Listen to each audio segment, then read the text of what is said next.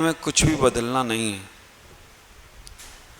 हमें जो कुछ कर रहे हैं उसे सही प्रकार से करना है। एक दार्शनिक ने ये बात अपने पूरे जीवन के अनुभव से कही कि जीतने वाले कोई काम अलग नहीं करते हैं, वो हर काम अलग ढंग से करते हैं। आपको कोई भी चीज बदलने की जरूरत नहीं है, लेकिन उसकी क्रिया समझ में आना चाहिए। अगर आपको उसकी सही क्रिया नहीं मालूम है तो आप विचार करके रखना, मेहनत भी ज़्यादा लगेगी, काम भी नहीं होगा।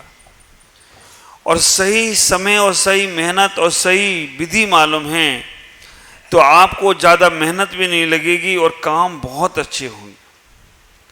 ऐसा अक्सर लोग कहते हैं, गरम तवे पे पानी डालो कोई फर्क नहीं पड़ता है, चटकारी लेगा बस, लेकिन ठहरेगा नहीं। आप विचार करके रखना, ऐसा ही है कि जब हमारा सही समय आता है, जब हमें सही विधि पता होती है तो कम मेहनत में हम बहुत काम कर सकते हैं।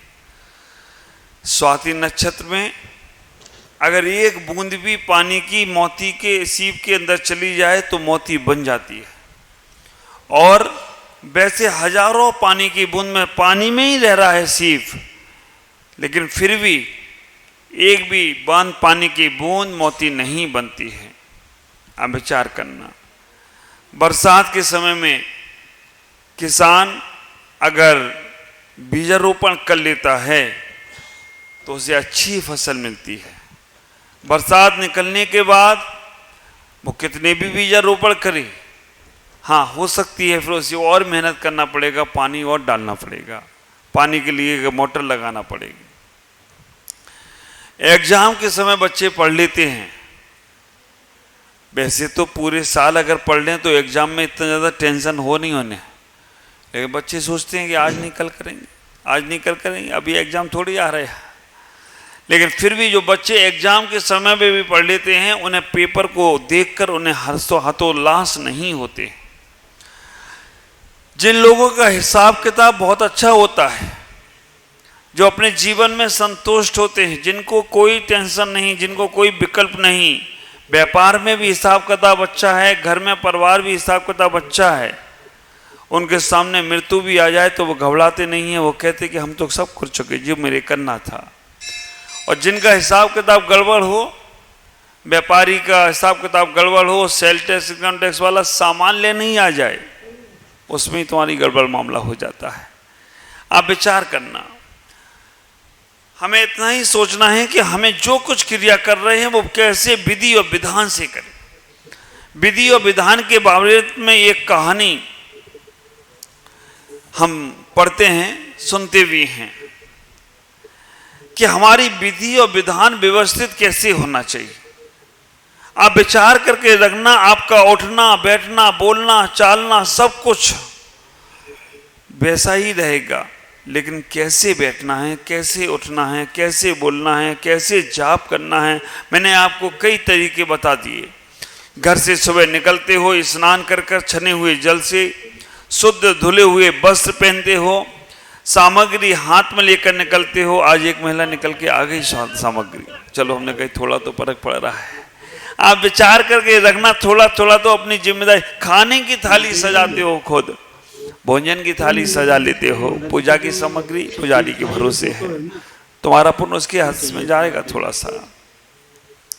आप विचार करके रखना, ये सारी विधियां हम धीमे धीमे सीख रहे हैं, जान रहे हैं, जानकारी हो रही है। मंदिर में हम जब सड़क पर आ रहे हैं, आपकी सड़क तो बहुत अच्छी है ना, कालीबाड़ी रोड। अच्छा, ये बताओ कौन से सड़क में गड्ढे या गड्ढे में सड़क, अब एक ही नाम याद हुआ और एक ही देखी है दीमापुर में आके, और कोई सड़क देखी नहीं।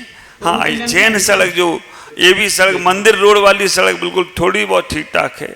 मैं विचार कर रहा था कि मंदिर वाली सड़क अच्छी और ये कालीबाड़ी वाली सड़क गड़बड़ क्यों मालूम? मंदिर रोड वाली सड़क जैन समाज ने बनाई है, इसलिए वो बहुत अच्छी हो गई हो तो कोई आश्चर्य की बात नहीं है। वो वाली सड़क सरकार ने बनाई है। अब सरकारी मामला तो सरकारी है। मुझे कभी कभी तो ये आश्चर्य लगता है कि जितने सरकारी मामले हैं वो सब गड़बड़ में हैं, प्राइवेटीकरण हो जाना चाहिए।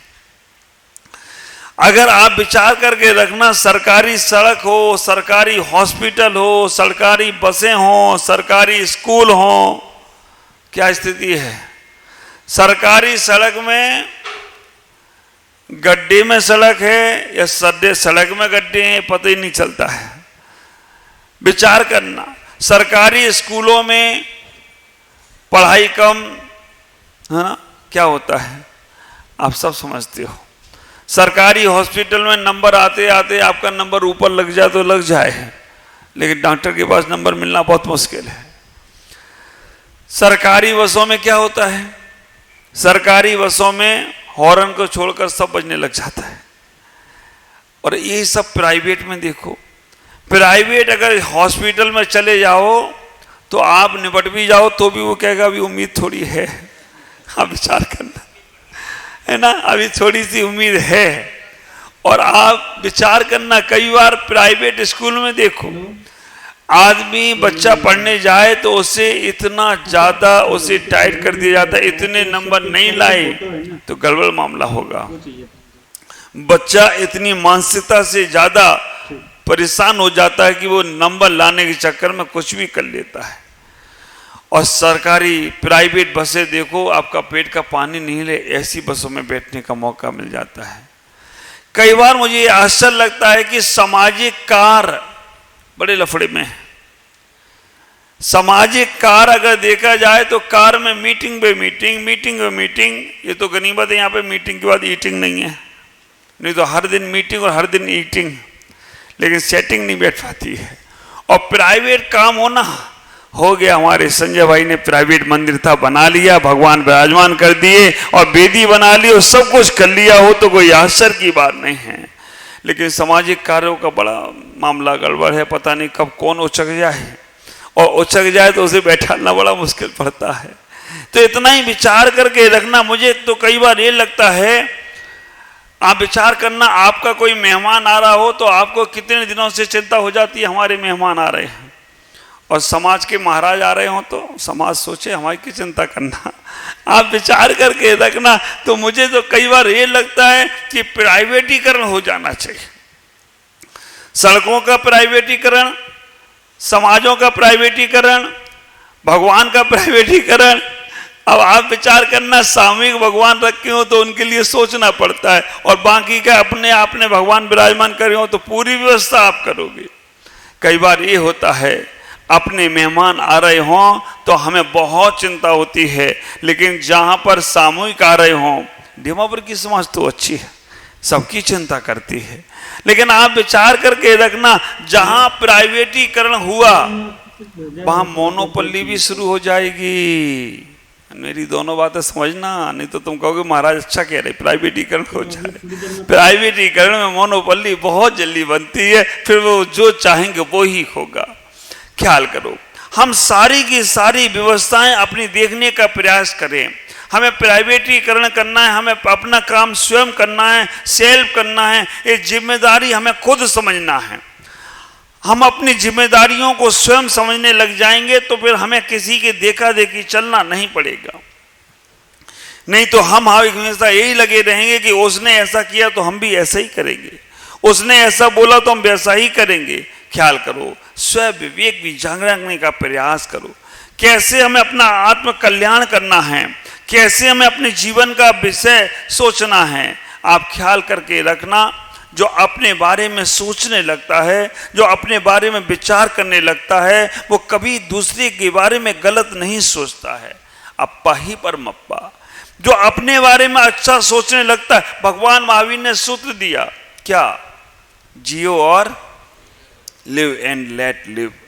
आप विचार करना, जियो और जीने दो का जो सूत्र दिया वो सार्वभौमिक है, हर किसी जीव के लिए है। पहले खुद जीना सीखो, तब तुम दूसरे को जीना सिखा सकते हो। जो खुद जीना नहीं सीख पाया वो दूसरों को क्या जीना सिखाएगा। विचार करना, बंधन में बंधा व्यक्ति कभी भी बंधनों से मुक्त नहीं हो सकता, न दूसरों को कर सकता है। कीचड़ में फंसा हुआ आदमी कभी कीचड़ से दूसरों को नहीं निकाल सकता है, क्योंकि वो खुद कीचड़ में फंसा हुआ है।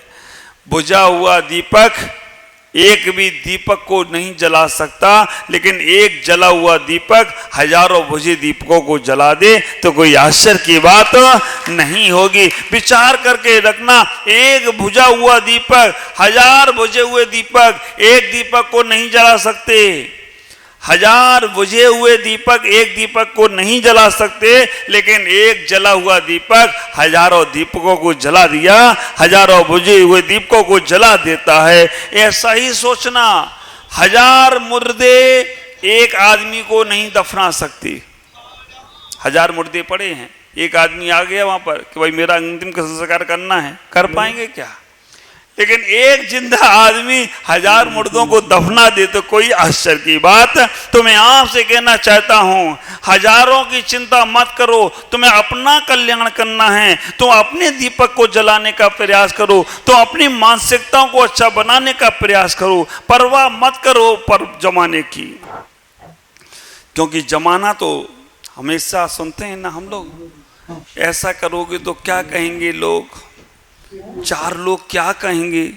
अगर आप 3 बार उठकर बैठकर नमोस्तु करने लगो भगवान को तो लोग कहेंगे ऐसा करोगे तो क्या कहेंगे लोग, कुछ नहीं कहेंगे। वो 4 लोग कहेंगे, जब तुम 4 ही लोग कहते ना, क्या कहेंगे 4 लोग? आप लोग अक्सर बोलते हो ना क्या कहेंगे 4 लोग?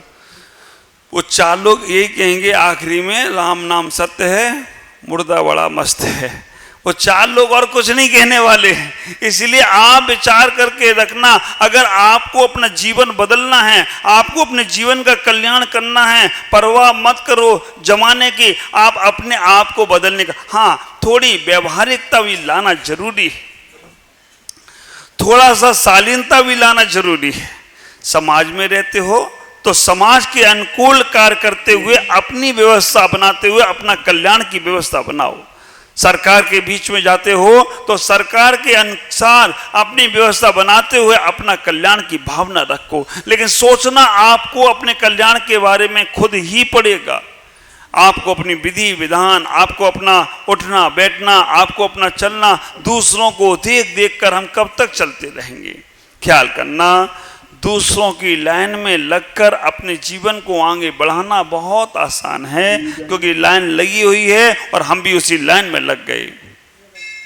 लेकिन अपनी एक नई लाइन खड़ी करना, अपने जीवन में एक नया इतिहास बनाना, अपने जीवन में एक नया सिद्धांत बनाना, इसमें बहुत मुश्किल है। दूसरों को उपदेश देने में 2 इंची की जीभ हिलाना पड़ती है। ख्याल करना, पर उपदेश कुशल बहु तेरे। दूसरों को उपदेश देने में 2 इंची की जीभ हिलाना पड़ती है, और जब वो काम स्वयं करना पड़े तो 5 फीट का शरीर हिलाना पड़ता है। तब वो काम तुम्हारे स्वयं हो सकते हैं, अन्यथा होने वाले। विचार करना, जीभ हिलाना आसान है, शरीर को साथ लेकर चलना बहुत मुश्किल है। तो मैं आपसे कहना चाहता हूं कि आपकी विधि विधान, आपका जो सारा का सारा पुण्य आपके जीवन में व्यवस्थित हो। आप अपनी मानसिकताओं में लाएं कि मुझे अपना कल्याण करना है, मेरे बच्चे, मेरा परिवार, मेरा समाज, मेरा ये सब हमारे बाह्य में साथ देने वाले हैं। अंतर में जब तक हम अपने आप में नहीं लौटेंगे, कोई साथ देने वाला नहीं है। प्रैक्टिकल करके देख लेना, और पढ़ते भी रोज हो, मंत्र तंत्र बहु जोई, बोलो ना, हाँ, मरते ना बचावे कोई।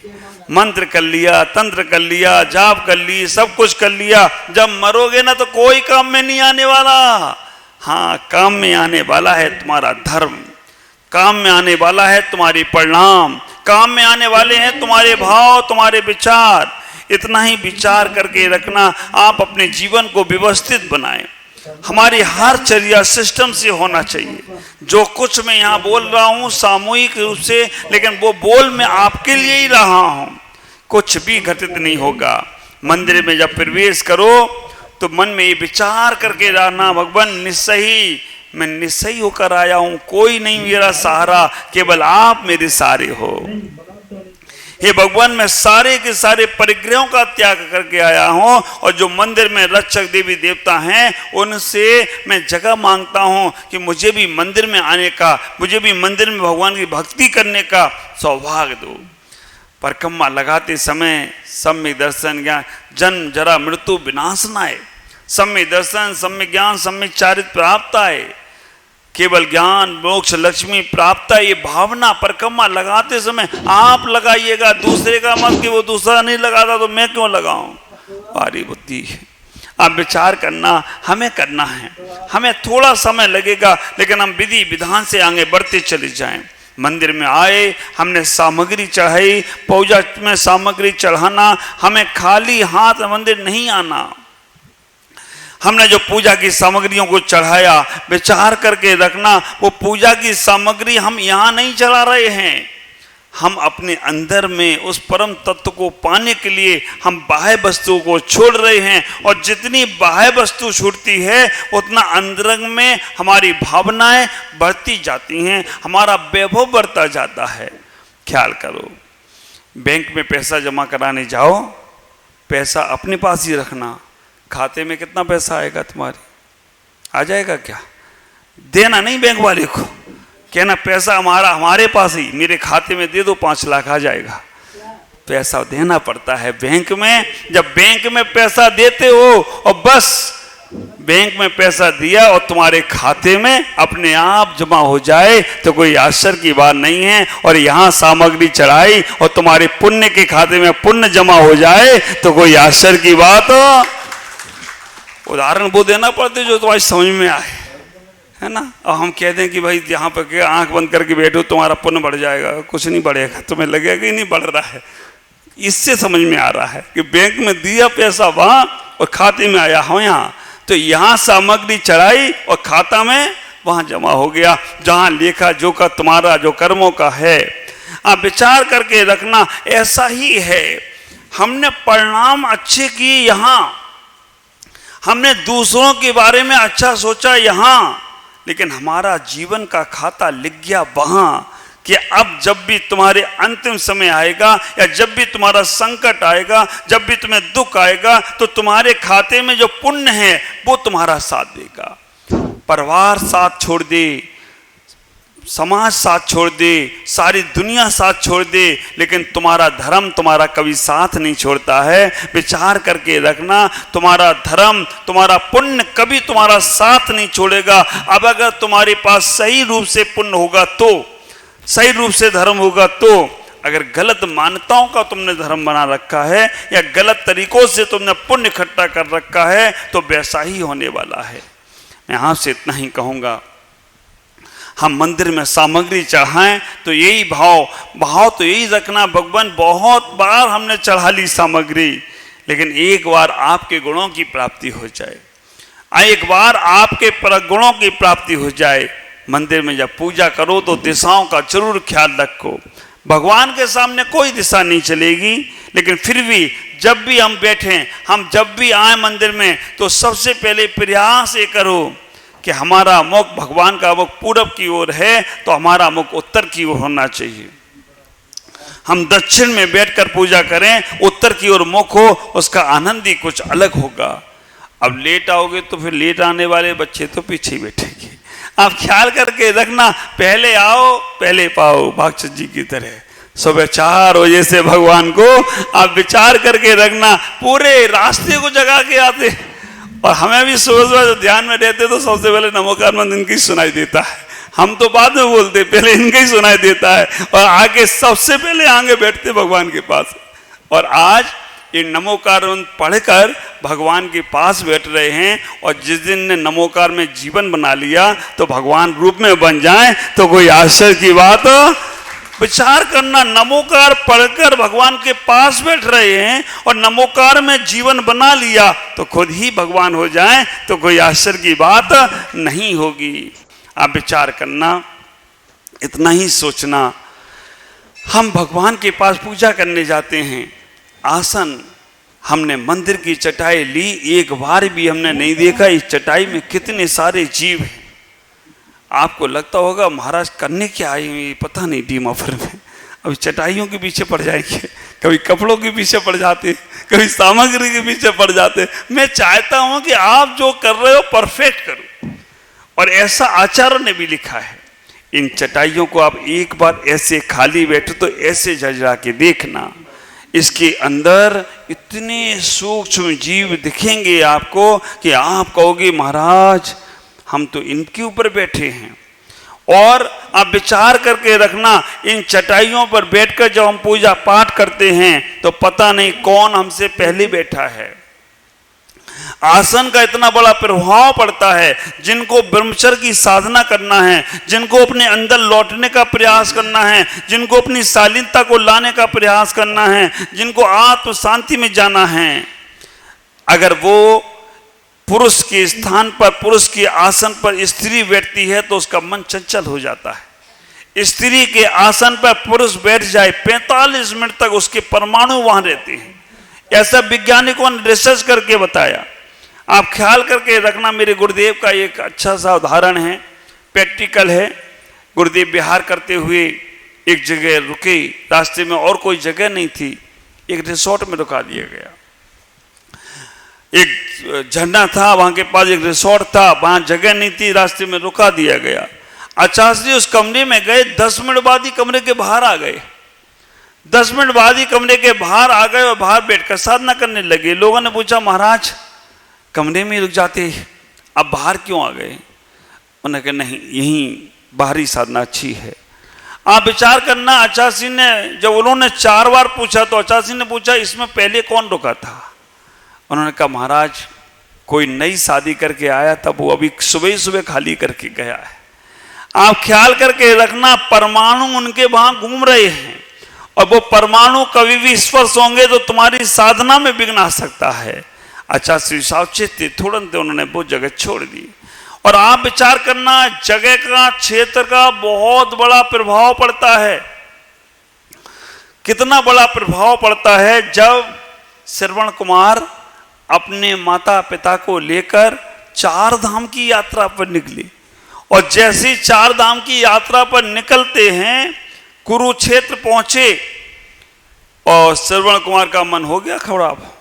श्रवण कुमार ने कह दिया मैं यहां से आगे नहीं ले जाऊंगा, क्या मैं तुम्हारा नौकर हूं तुम्हें कांधे पे ले लेके घुमाऊं? मैं नहीं लेके जाऊंगा, मैं ही छोड़ के जाता हूं, अब आप जानो, अपने आपका काम जाने। क्षेत्र का प्रभाव देखना, जैसे कुरुक्षेत्र पहुंचते हैं श्रवण कुमार अपने माँ बाप को छोड़कर जाने लग गए। नेत्रहीन माता पिता, उनकी सेवा करने वाला कोई नहीं। और जब उनको देखकर वो जाने लग गए तो माता पिता बड़ी प्रज्ञावान थे, बुद्धिमान थे। उन्होंने कहा बेटा एक उपकार कर दो। क्या करना है? बस ये नदी पार करा दो, बस नदी पार करा दो, पे छोड़ जाना, क्योंकि मेरे पास नेत्र नहीं है, आंख नहीं है, और अगर मैं नदी पार करने में चूक गया तो दिक्कत होगी, इसलिए केवल नदी पार करा दो। और जैसे ही नदी पार कराई, क्या हुआ? श्रवण कुमार ने क्षमा मांग ली, कहा कि पिताश्री बहुत बड़ी गलती हो रही थी मुझसे, क्योंकि वो कुरुक्षेत्र की भूमि, आप विचार करके रखना, महाभारत का जब युद्ध होने लगा ना, युद्ध होने के लिए हस्तिनापुर से नारायण श्री कृष्ण को भेजा गया। कहां पर युद्ध होगा? उन्होंने कहा कि ऐसी जगह पर युद्ध होना चाहिए जहां अपनत्व तो नहीं हो, जहां पर लोग बिल्कुल अपना और पराया का भेद ही नहीं करते हो, बस तुरंत। ख्याल करके रखना, नारायण श्री कृष्ण जब प्रेम में डूबते हैं तो बांसुरियां बजती हैं, और जब वो युद्ध के मैदान में पहले जब प्रेम में डूबते हैं तो बांसुरी बजती हैं, और जब युद्ध के मैदान में पहुंच जाएं तो लठ भी बजने लग जाएं तो कोई आश्चर्य नहीं। उन्होंने वो स्थान कुरुक्षेत्र का क्यों चुना?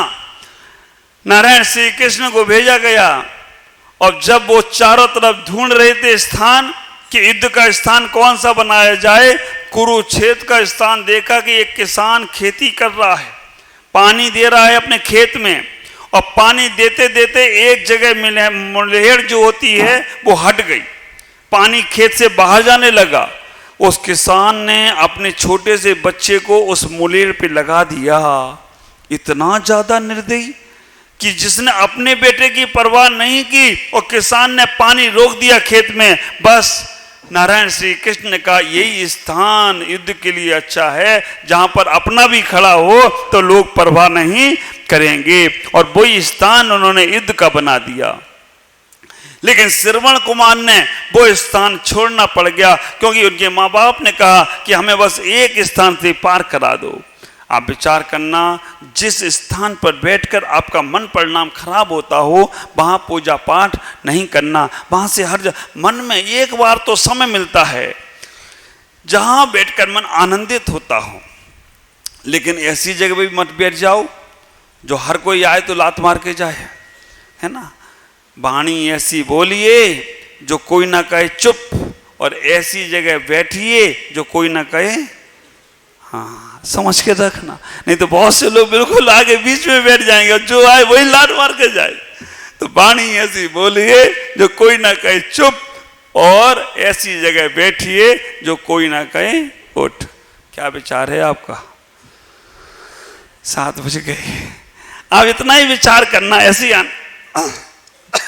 क्योंकि मेरी गली का टाइमर पूरा हो गया है।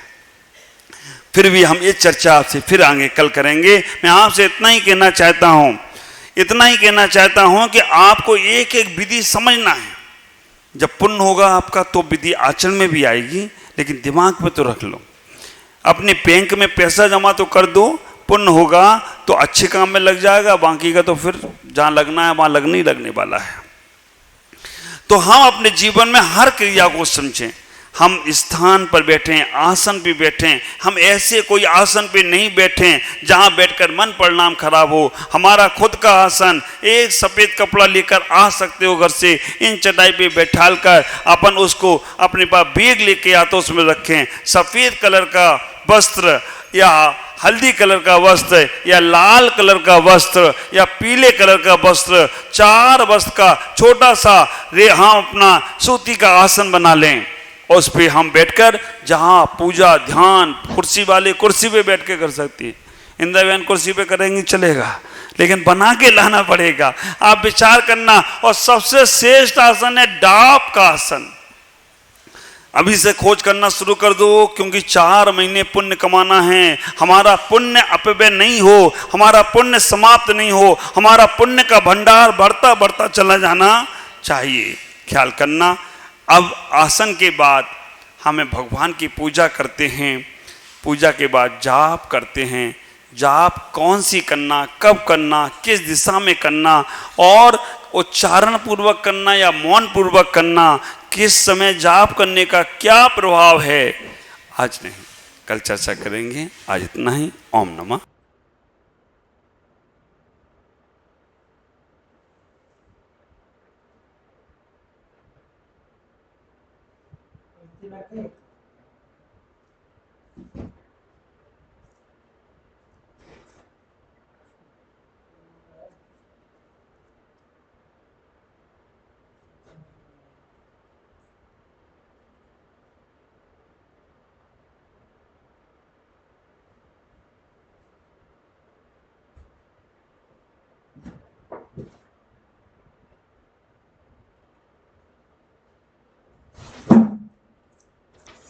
यार सारा काम गड़बड़ कर देते हैं महाराज जी।